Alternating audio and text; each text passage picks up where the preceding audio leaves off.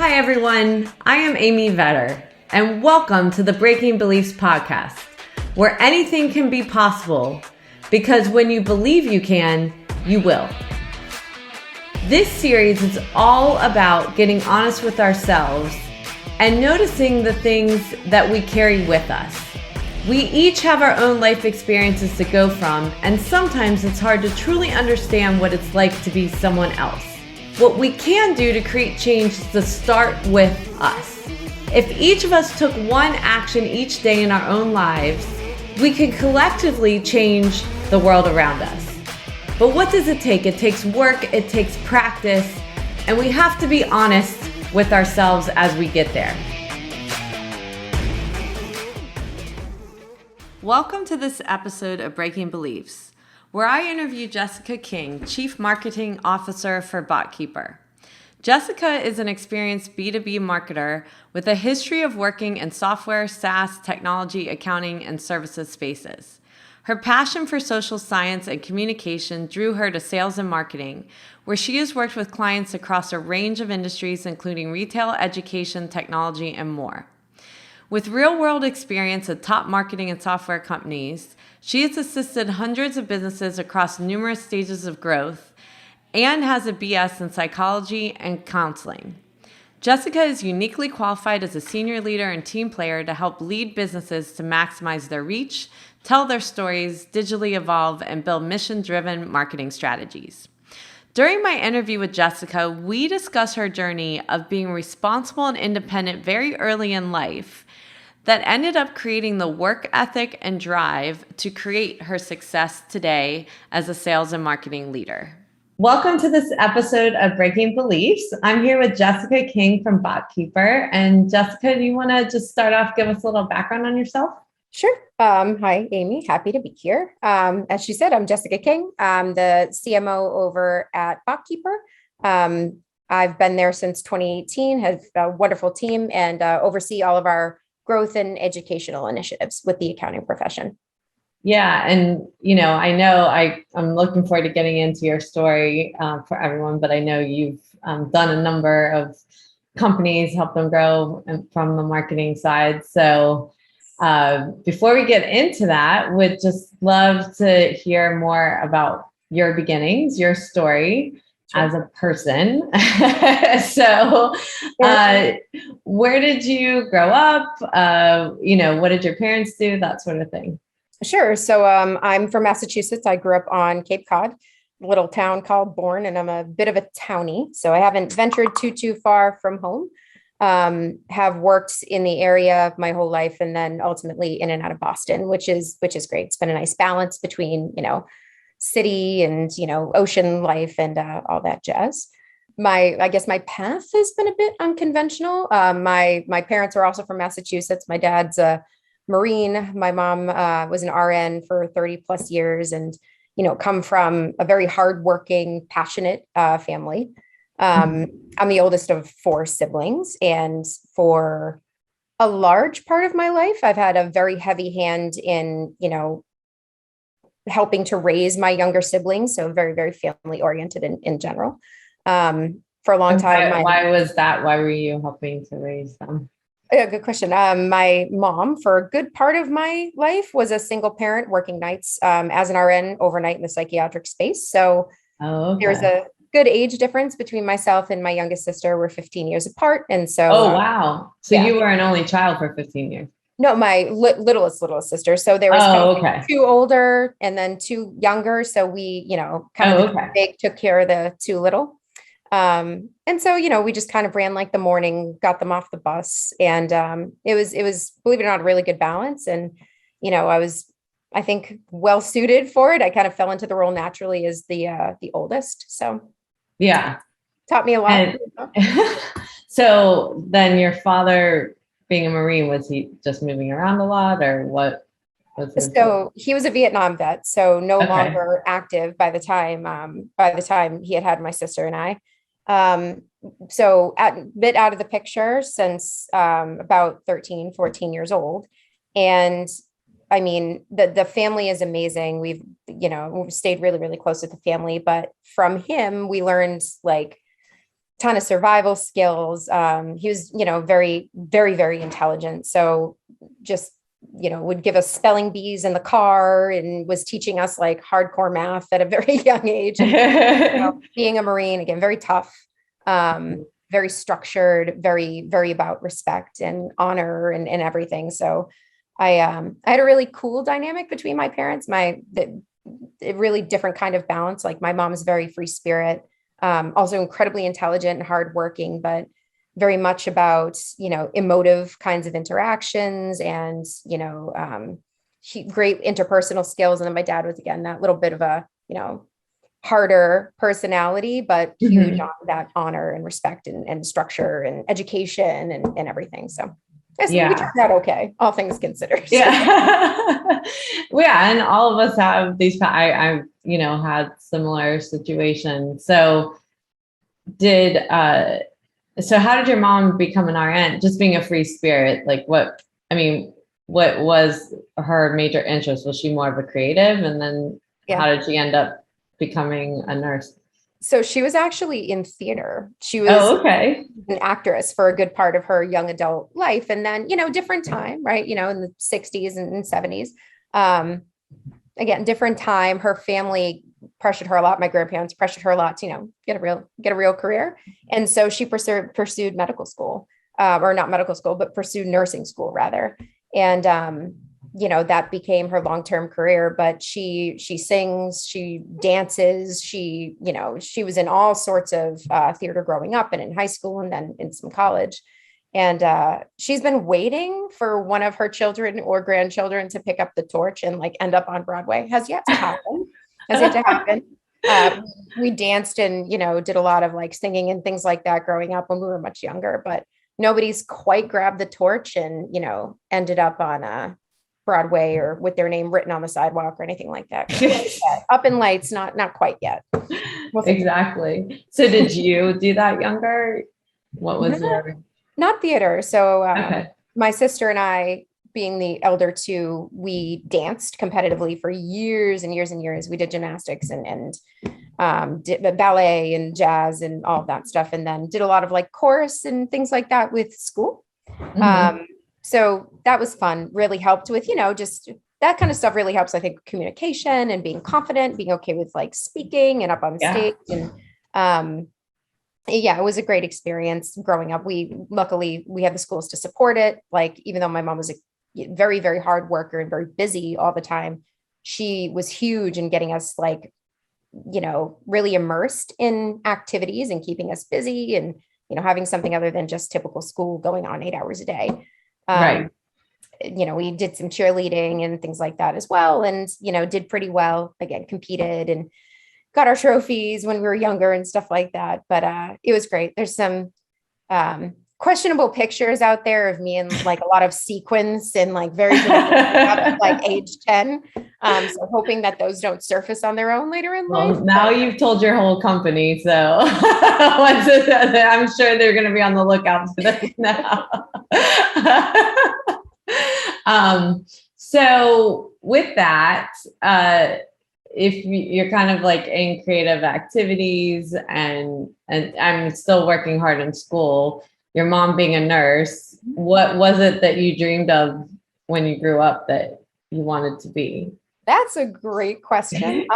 So I kind of early on was really passionate about social sciences. So my mom, again, being in psychiatric, she worked with adolescents for a really long time, and they're very hands-on with adolescents, especially, right? Trauma, like it's hard. It's a very, very hard job, especially when you're a parent. And so, we never learned anything confidential about the folks that my mother worked with, but, she would certainly speak to the bigger picture, right? Like, help kind of teach us a little bit about, borderline scenarios or, what schizophrenia was. And so I got really immersed in social sciences. My dad, again, having been to Vietnam, like, a lot was like talked about when it came to like PTSD and things of that nature. And like, we've all got our stories, right? Families, they've all got things that have happened. And so for whatever reason, I really like dug like dug into those things and really started to fixate on like, well, tell me more. Like, I want to understand the why. And so in high school, I was like, all right, I'm going to be a doctor. I'm going to either practice psychiatry or get into like clinical or abnormal psychology. And I've worked my whole life. So, starting at like age 12, I was in my God family's restaurant, working the hostess stand and bussing tables, and then worked my way up front of the house, back of the house, was running a kitchen by the time I was 19. I was a general manager by the time I was 21. And so, crash course about life in the restaurant industry. And oh yeah. Sure, anybody that, ends up hearing the podcast has worked in the industry, they kind of get what I'm talking about. Yeah. Teaches a lot of interpersonal soft skills. But I was. And also management of all types of personalities. Talk about like a persona exercise. Like, yeah, like if you're trying to look at psychology of people. Yeah. Those things totally go hand in hand. Yeah. It's funny. I've met a lot of folks in the marketing space that have like that combo, like social sciences major, worked as a bartender, restaurant person, and now they're sales and marketing. Right. Yeah. They fit well together. But I knew I wanted to pursue that for like big picture career. And I was working my way through, high school and college ultimately. And then kind of hit a fork in the road. So like many do, had been on track with my degree, pursuing the right courses, and, getting into my 20s and kind of the back half of school was like, all right, what do I want to do from here? I had moved out when I was like 17 and a half. I had a house, I was renting, like very much like trying to do the adult thing on my own. Independent. Yeah. Yeah. The older sibling mentality. Right. And was saying, okay, well, on one hand, I can pursue this career in social sciences and, keep going on the doctor track. And I liked it and I was enjoying it, but it meant several more years of school, unpaid internships. And, it wasn't like a slam dunk moment where I knew like, this is my career. Right. I can't see myself doing anything else. And on the other hand, there's this hospitality thing that's going well and making me good money. And, again, I enjoyed it. Right. Again, people from the business, it's a love-hate thing. I know. And I was like, well, I know I don't want to own a restaurant. I know I don't want to do that. So what is it that I want to do? And, had been evaluating my life. And Enrico Pomerino, who's the CEO of BotKeeper now, he and I go way, way back. And he and I got to talking, was like, have you thought about sales? Him? So he actually knew my sister initially, and we all became friends early on. And now here we are, couple companies later, still doing the thing. But he is now my brother-in-law. So he and my I didn't realize that. Getting together. Yep. Oh, okay. And it's funny. We've worked together as long as we've known each other. Like within a couple of months, we were colleagues. And so he told me to pursue sales. He, said, hey, I think you have the skill sets. You should go and try. And I was like, you know what? Okay, let me give this a shot. I have nothing to lose. And so I ended up going to work at another outsourced bookkeeping company. And ironically, how did you get tied into that? I had started applying around Massachusetts. So I think I took a couple interviews at like payroll companies, and I was new to the space. He suggested outsourced services, and there I ended up, and really cut my teeth on like the accounting profession there. So it wasn't like BotKeeper where it's high tech, right? It was very much outsourced services to business owners. So, the crash course in everything that goes on under the hood financially in a business, and had to learn a lot really quickly. Luckily, I'm a bit of a nerd. So like that stuff was like, this is cool, numbers and data. And then also learned a lot about the accounting profession itself, because that was like a really good lead gen machine for me. So we started strategically partnering with accounting professionals and CPA firms who needed bookkeeping. And I started to, befriend a lot of folks in Massachusetts, doing a lot of networking, and really just spending a lot of time understanding who they were. And so that went well, got my sales experience, climbed through the ranks there, ended up managing that team, and then pivoted into software sales. I ended up going to work at a company called Hubspot. So it's a marketing software company, bigger software company in Boston. And they are amazing. So it's a really, really great culture.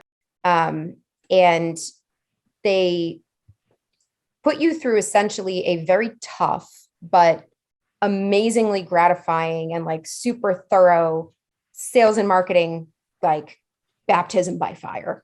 Right. So within a couple of months, you have to be able to talk the talk, walk the walk, and talk to a CMO, talk to somebody that's been marketing for 30 years, because you are going to work with them on their strategy, not just a sale, their strategy from the ground up. Mm-hmm. And it was awesome. I met some amazing people and really sharpened my sales skills at that point. So went from selling services to like getting into a SaaS sales model. So, you know, on one hand, I was cold sourcing and doing a lot of interpersonal, like face-to-face sales and relationship sales, and then ended up in more of a remote position selling into the West Coast. So I'm talking to like brand new to the scene entrepreneurs who are launching their companies that don't know how to do marketing and don't know how to go about creating a presence for themselves and lead generation for themselves. And on the other side, I'm talking to veteran CMOs who are stuck in the same rhythms that they had been in for years. And this is when inbound was relatively new. Like the concept of inbound was starting to become a bigger thing.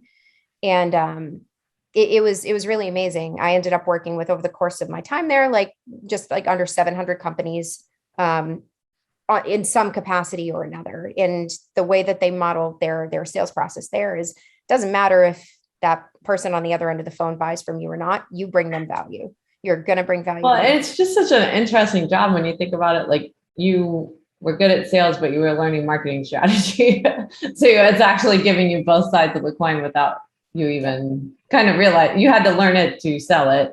Yeah. But like all of it. And then you see marketing strategy from so many different companies too. So you can kind of see best practices. And not just best practices, but like the industry differences, right? So I'm talking to a software company, I'm talking to a dental practice, I'm talking to, you know, a veterinary company, like they, you know, care.com is like was one of HubSpot's clients, right? So it was like every shape and size. And you're like in the trenches with those business owners and with those marketers on, you know, here's where I need to get to. How do I get there? And while, you know, a marketing agency is the person, if they're outsourcing, typically writing the blogs or creating the content, we really worked with them building their strategy from the ground up and saying, I have to get here. And you're going, okay, let me explain this methodology of marketing. Like, let's talk about what inbound is, right? Let's talk about what digital marketing is. Do you believe that this is how you're going to get to where you're going to go? Great. We've got these tools. This is how they factor in. I'm going to take you through the entire process. And we were really very relationship, like post deployment over the course of a couple of years, like in the thick of it with our clients, working with them on strategy. So it was pretty crazy. And then, you know, I again worked my way up market there. So kind of started with the startups and smaller organizations, and then ended up doing mid-market and some enterprise size organizations as well. So it was really, really fascinating. And it definitely evolved over time. And then BotKeeper happened. So from the social science aspect of working that into your career, how do you think that helped you in sales and now helps you in marketing? That's a great question. In every single way. And so there's the obvious stuff, right? So being somebody that wants to understand other people, right? So if you're drawn to social sciences, it's because you're drawn to the whole, like, how does this all work? Yeah. What's going on inside your head that brought you to where you are today? And, you know, the role that I'm in now, and it's, I hear it used a lot generically now, but like, it really is a blend of art and science, right? So, you know, on the sales side, it really came down to listening, as somebody in a psychological role or psychiatric role must do. Understanding where this person's coming from, like, all right, lay it out on the table for me. Tell me everything. Where are you trying to go? What's gotten in the way? How are you trying to get there? And then ultimately you're just supporting them through that process. So Mhm. it really helped me on the sales side. You know, I feel like I built some really great relationships that weren't like your traditional cliche sale relationship. Right. Like I tell you something, I'm out of the picture. I still talk to some of my folks, clients that I sold software to like years and years and years ago, which is cool. You actually know that you made a dent in their strategy or, you know, had impact on them getting to where they needed to go. On the marketing side, it's a lot of the same kind of approach. So, you know, if the purpose of marketing is to tell the story and make it memorable and, you know, make it elicit an emotional response and draw people in so that you can bring them value, one, you need to mean that, right? So Mhm. you need to understand who you're going after and do everything you can to learn about what is going to bring them value, what their challenges are, what they need, and try to figure out where you fit in and how you can help. And so the listening happens on like a much bigger scale, and the like digging into where you're coming from, right? The person on the other end is really important in what you're putting together to execute upon. Like it's got to line up. That person that reads that blog, clicks on that social post, downloads that piece of collateral, or ends up in a sales process with, you know, your team needs to you know, experience value, needs to say, okay, what this person is saying or doing is either educating me or giving me something I didn't have before in one Mhm. capacity or another. So in every Yeah. way, in every way. Well, and all through the journey, right? Like Yeah. it's whatever they need at that stage that they're in, Oh, which absolutely. takes a lot of detailed work. When I've trained up other marketers, and both at like HubSpot, when I was training business owners to understand marketing, and now with my team, um, you know, I use like almost dating as an analogy, right? Mhm. So, you know, top of the funnel mentality, and it's more flywheel now, but you know, if we use the funnel as a marketing analogy, somebody at the top of the funnel may not even understand what their problem is yet, right? So you're not going to go at them proposing on the first date. You can't assume you've got something that's going to solve their problem. It's, you know, helping them understand what it is they're trying to achieve. So if somebody goes into Google and searches, you know, my business is losing money. Well, why is it losing money? What's going on? What is it that you're looking to solve for?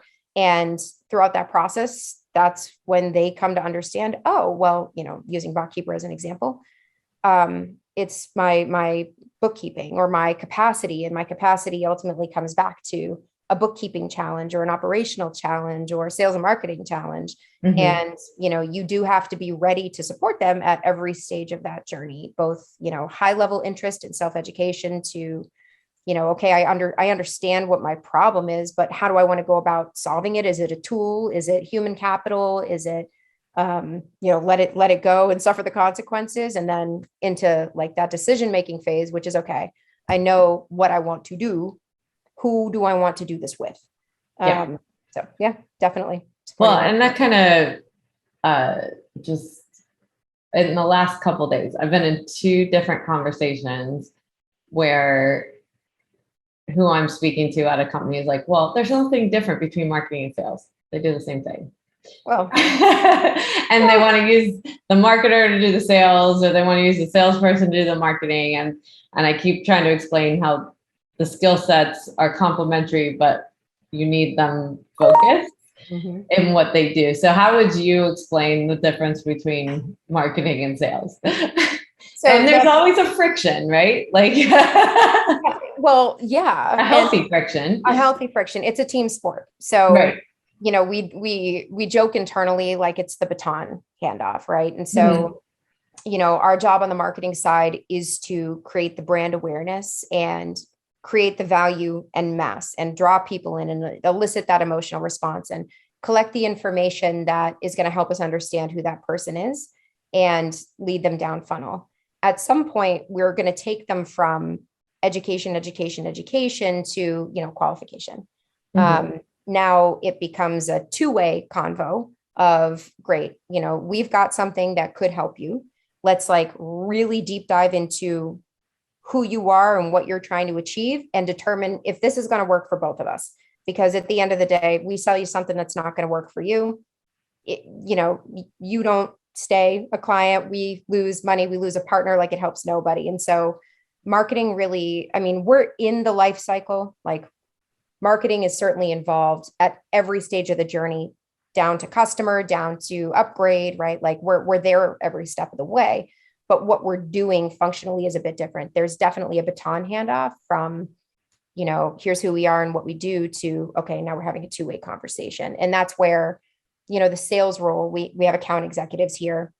They're specialists in understanding who that person is, the, aspects of what goes on in an accounting firm. They have the technical knowledge and know what to listen for to say, oh, okay, here's what I'm hearing. Here's what we've done. Here's how I think this might all tie off and tie together. So I challenge that statement of they are the same. Yeah. They're definitely overlapping and they're working together. Right. But, marketing is very like one to many in many scenarios, even heavy personalization and heavy targeting, like regardless, it's still one to many. Sales is like, this is you and me, right? Very, very interpersonal, back and forth, two-way conversation. That at least the human part that comes into the, making sure that the lead was worth it in the first place, or that we're worth their time, Yeah, exactly. Yeah, absolutely. So how do you think, if you look back at, you taking care of your siblings and that kind of pressure you had younger and really even starting out on your own so early and owning a house and job, all that stuff. How do you think that has affected your work style in good ways and not so good ways? So responsibility, right? Like I thrust myself into adult responsibility, which, it's funny. Like my kids now, I can't imagine them moving out like at 17. Like, yeah, exactly. That's insane to me. They got behind, they take kindergarten into first grade and you're like, oh my God, this is like a huge, crazy moment. Right. So it taught me a lot of responsibility. I mean, my entire life, responsibility was a big theme, right? You have to take care of yourself. You have to take care of the people around you. And that certainly translated into, my sales experience, right? Take care of the person on the other end of the phone, the marketing experience, take care of this community because you have to bring them value. And then of course, my team. It's a big personal thing for me. I feel a huge responsibility to the people that I work with, especially the people that roll up to me. Like, your career development is wrapped into this organization and what we do here today, your life experiences, the money that you make, the bills that you pay, like this is tied to this organization and I need to do right by you. Right. So responsibility is a huge theme there. Interpersonal skills, again, not just coming up with my sisters and kind of going through the motions, but like teaching them how to talk to people and passing things down that I learned, as cliche as that sounds, make sure you say please, make sure you say excuse me, this older woman's getting out of her car, make sure you let her go first and then hold the door for her. Right. So, general consideration and, interpersonal skills in a way that's considerate and, respectful of the folks that are around you so that they feel valued, in a much more specific capacity. Like here, especially at BotKeeper, and something that I took with me from HubSpot, like the culture focused diversity, inclusion, making sure people here are emotionally and mentally healthy and feel included and feel respected. That's luckily something I've been able to bring with me into this professional capacity and help reinforce. And then, instill in the people that I bring onto my team. Like, it's a non-starter. This is what we do here. This is how we treat people. This is how we interact. Know that, this comes first. So I'd say in a lot of different ways, but those are the few that come to mind right away. Anything about your work style that might be too driven or that you big time get too stressed or anything from that time period that you have to be aware of in yourself to pull back? Big time. So I definitely am workaholic is a strong word, but like, after once I had kids, that changed everything. Mhm. And, I became much more fiercely protective of my time, my personal time, my family time, and the value of unplugging. Like, it takes on a whole different context, Right. especially when they start growing. You're like, oh my gosh, how did a year just go by? Mhm. Um, and so I became very much aware of how enthralled I was with projects and work. And, you know, it's a double-sided coin, right? I like to think that I'm really dedicated and passionate and involved, and I do care about what I do. And to have to kind of like acknowledge that and say like, okay, but you have to strike a balance now with family life is something I had to learn.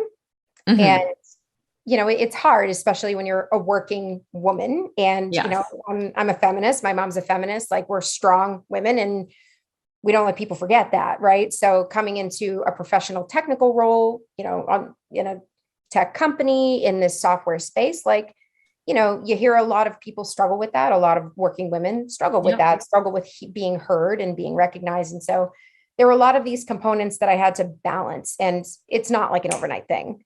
Um, Right.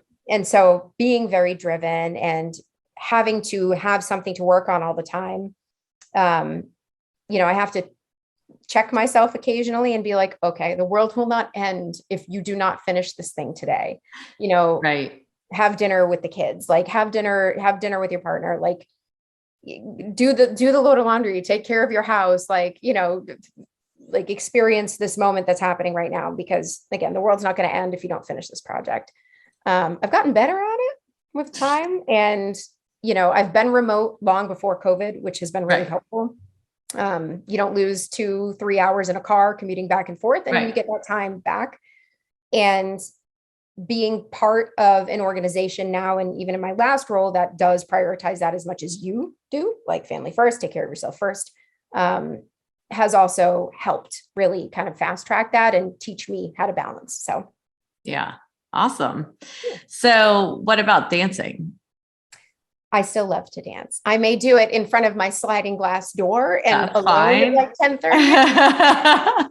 I loved it. I loved it. In an alternate universe, that's something I stayed with, or I teach, I teach little kids, or, I ended up sticking with cheerleading or gymnastics or something like that, that had a physical component. I was at volleyball. I loved physical, especially competitive physical activity. Right. Um, that in terms of like what I took from that into adult life, structure, right? Mhm. So, and each facet of dance has something a little different, right? Like ballet and on Mhm. point, you structure and commitment and, discipline, Right. but in a way that was like, I don't know, really healthy, at least for me. Um, Yeah. uh, competitiveness naturally. Uh, Right. but then also like that whole team mentality, like Mhm. somebody misses a step, somebody screws up, you've all screwed up. Like you've got Right. to carry that person through that next motion, or you need to make sure that they show up for practice too, or if it's getting too hard and somebody's wanting to quit, like reminding them that they've worked so hard and that this is just a fleeting moment and it's going to be worth it. And um, you know, keeping each other afloat. Like that was a big thing growing up in dance and sports and everything else that I had done. And I'm lucky. I'm lucky that I had really great coaches, really great dance teachers, really great, you know, adult influences in that way. Like that's been something I've lucked out in, in the long game with. I've seen some other folks, that teacher was too tough, that coach ruined it for them, or I've been really lucky to be surrounded by great people in a lot of different scenarios. But yeah, definitely still like that physical memory kicks in, and Yeah. you point the toe, do a time step, like feel the pirouette coming on, and like you just got to do it. Yeah. Even if it's alone in your family room. Yeah, and That's awesome. it's great. Again, I have 5 girls, so Oh, wow. none of them are, like hardcore passionate about it, but like But my, that gets you back involved with it. Yeah. yeah, my 12-year-old, like, she asks me to show her things once in a while. Like, Uh-huh. she was in dance for a little bit and working on something. And she said, "Can you help me with this?" And I'm like, "Yes, yes, Please. I can." So, I've taken a lot from it, but it's something I certainly wish I stuck with a little bit longer. And, Right. if there was an adult version of that near me, that's probably what I'd do for physical activity. It's tons of fun, so. Yeah. eh, Awesome. Yeah. Well, cool. So I like to kind of end with some rapid fire questions. So you pick a category: family and friends, money, spiritual, or health. So I was originally thinking I would talk a little bit more about family because I've seen the rapid fire. But Yeah. I've talked about that a lot. So I think money. Okay. Change it up a little bit. I like that. All right. So things or actions I don't have that I want with money. I ideally would love for my children to have very good future, like, nest eggs, right? So have something that they can fall back on. Mhm. I don't like to say like want for nothing, because Right. they need to learn and go Work. through, Yeah. go through life as we all have, right? But I'd really love for them to be able to have balance in their lives, and whether that comes in the form of a savings account or college education paid for and all that. Those are things that I'm really working towards now. Mhm. So that's definitely something I want: financial security for my children. Things or actions that I do have that I want. Things that I do have currently, I mean, we're generally comfortable. So I've got a house, I've got my Right. car, I have the ability to go to the store and get what I need. I'm very lucky in that I have the ability to, if I need to, take my children to the doctor and get seen and not have it cripple me. Right. That took some work to get there because that was not always Yes. the case, but that is something I have currently that I did want for a very long time. And I want to hold on to, is Yeah, at a minimum comfort and, security. for sure. Things or actions that I don't have that I don't want as far as money. Things that I don't have that I don't want. I don't want fame. Like, I think kind of money and fame go hand in hand. Right.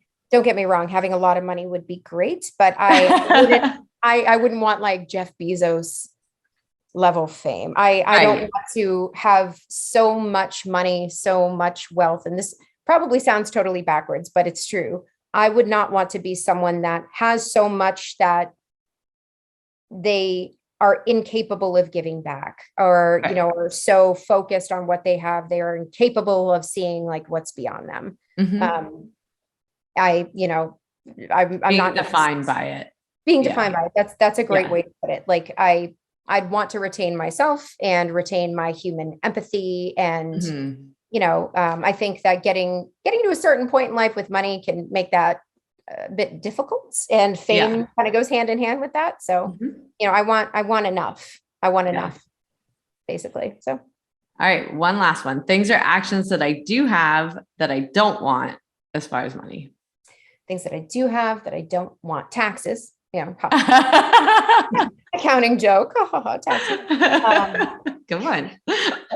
um, And I you know, laughed.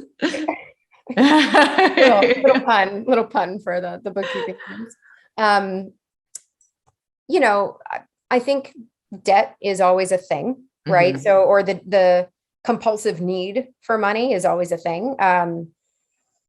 Knowing that if you don't make a mortgage payment, for example, you could lose what you've got.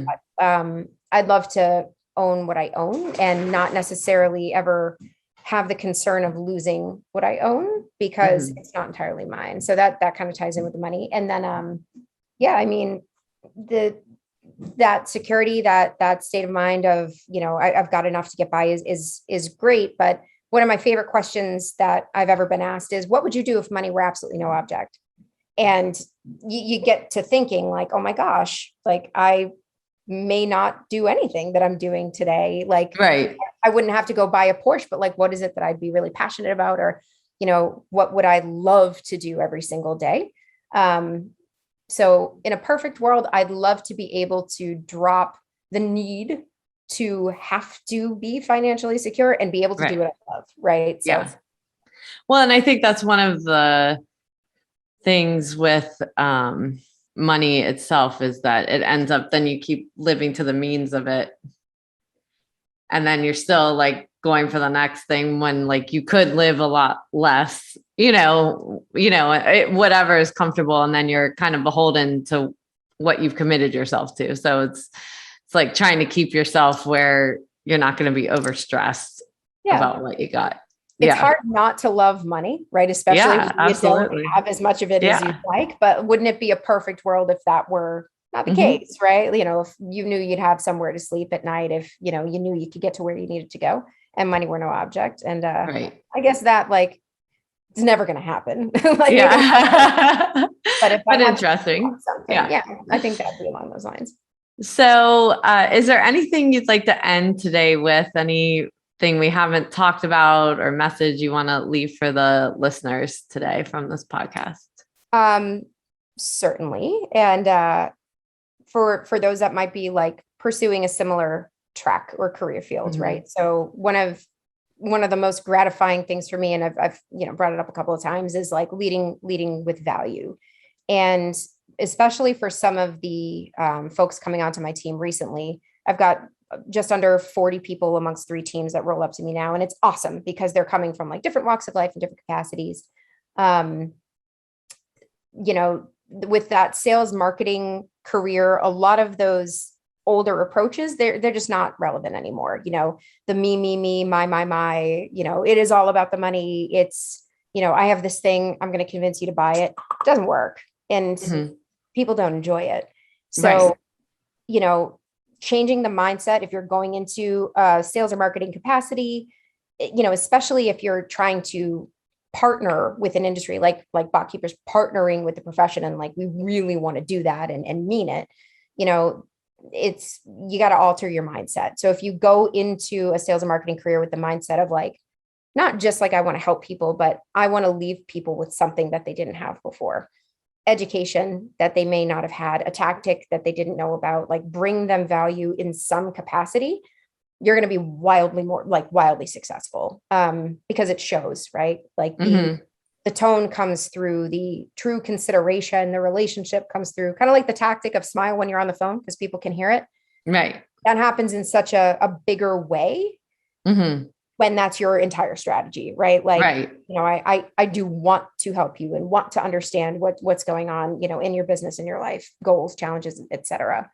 So I'd say again, folks coming into any kind of career field like that, having that mindset going in, especially early, helps get you a lot farther than, making it the me game. And knowing where software companies are going, where tech companies are going, what's happening with sales and how people buy, that's the future, right?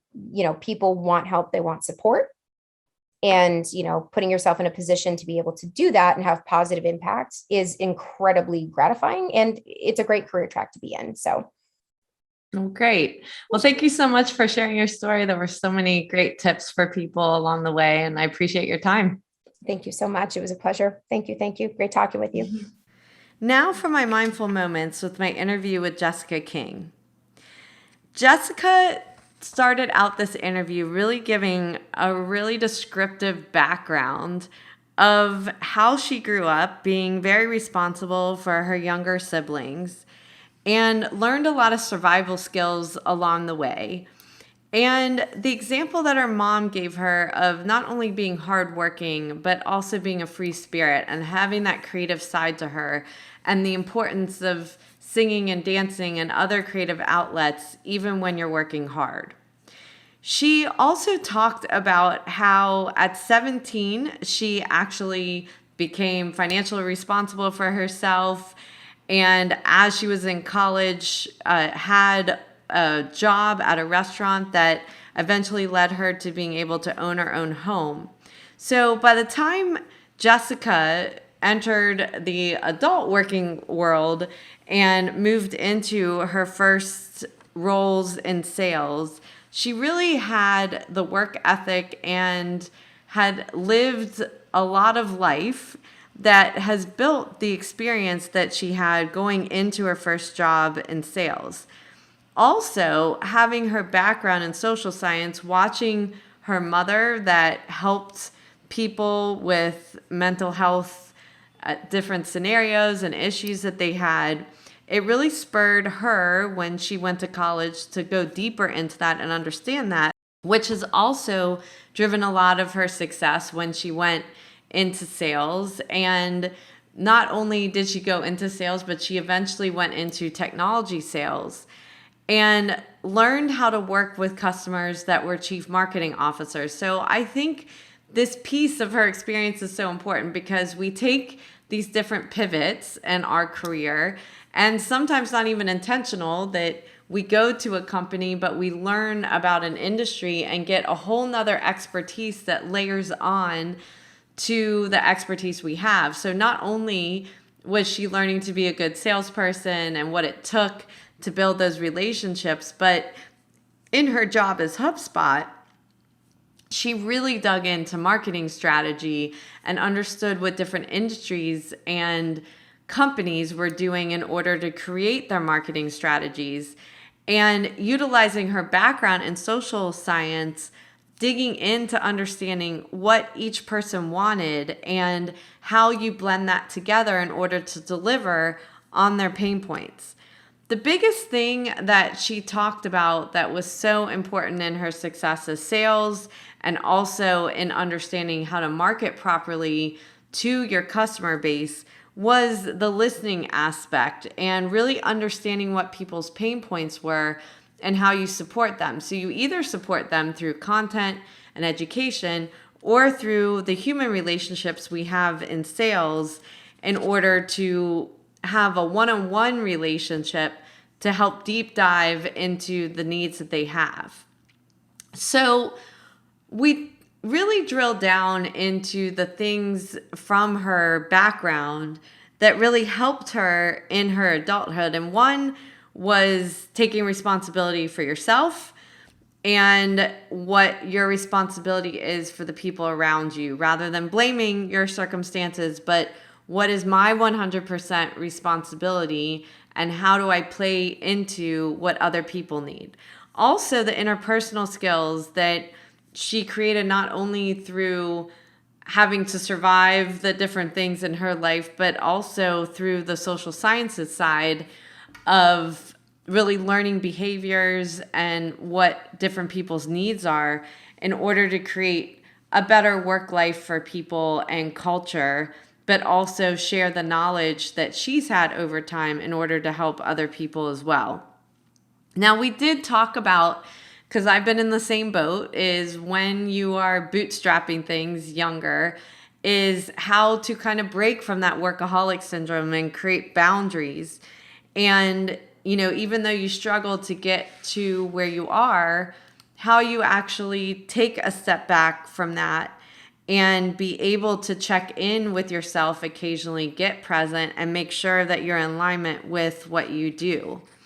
I also talked about how do you still incorporate these things that gave you joy as a child. And we talked about how dancing was such a big part of her childhood and how she's been able to bring learnings in from being on a dance team and the mental strength to have to be a dancer, but also how do you incorporate that into your life and still enjoy it.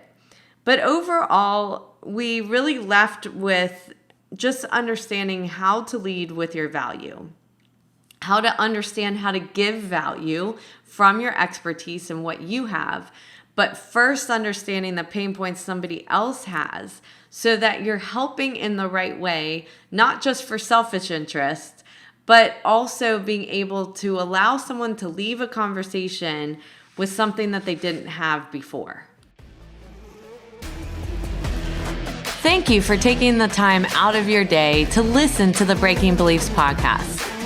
I hope you will take a moment to pause before entering back into your day to reflect on this podcast and note 1 to 2 actions you are inspired to do from today's conversation that you could incorporate into your life. To read the full blog and listen back to this episode or any other, You can find them at www.amyvetter.com/Breaking Beliefs podcast and related videos on my YouTube channel. For daily inspiration, follow me on Instagram, Twitter, Facebook, and LinkedIn at Amy Vetter CPA. I hope that you will choose to like this and subscribe to this podcast on iTunes, Spotify, and more so that you can join us for more inspiration on our next episode.